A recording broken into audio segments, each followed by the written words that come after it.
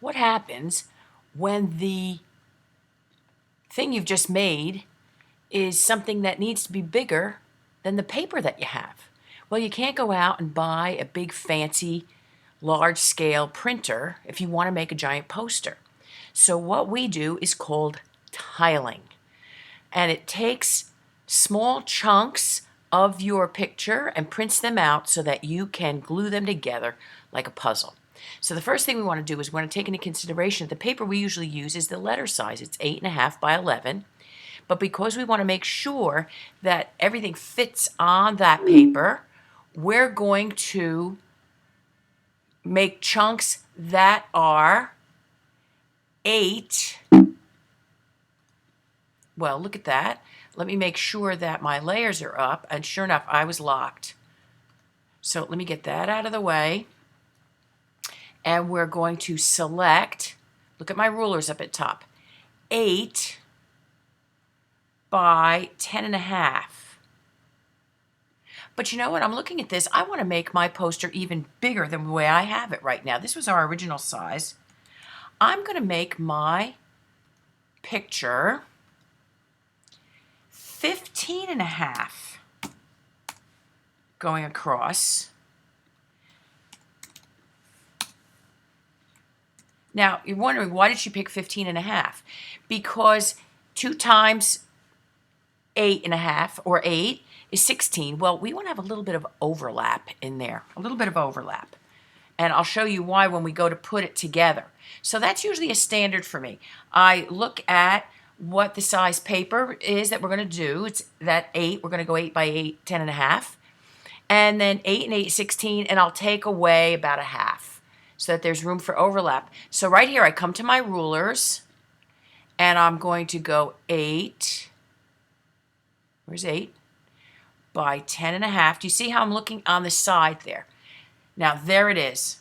I'm going to go Edit, Copy, File, New, and it will automatically pick how big it needs to be.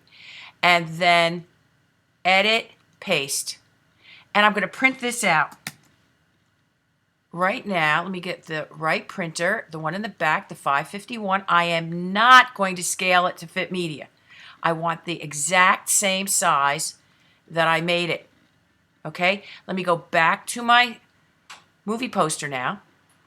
And I'm going to keep it on the marquee. And look what I'm going to do. I'm just going to drag this over to the other side. It's automatically going to overlap a part. Remember, I went to 8 before. So I've got a little bit of overlap there. So now, same thing, but now I'm going to use my keyboard commands. Command C, Command N for new. Look how a new one came up. Command V to print, to copy, and Command P to print. So I didn't even have to go up to my toolbar at all. Now I'm going to come all the way down here to the other side. Let me scroll this down. And where was I before? I was at 10.5, right? So I'm going to go up to 10. I want to have that little bit of overlap. I'm going to go on the edge, right? And Command C, Command N, Command V, Command P, print. I'm going to go back to my original. I'm going to just scoot over. I want to make sure that I'm in the right spot. And I can do that by checking my guides here. Let me pull a guide down. Where did we go? We went to 10.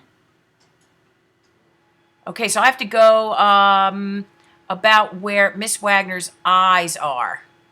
Let me pull this down where Miss Wagner's eyes are. Command C, Command N, Command V, Command P. And I'm just going to keep on going. Now I'm all the way on the bottom. Go back to the right. Command C, Command N, Command V, Command P. And one last one.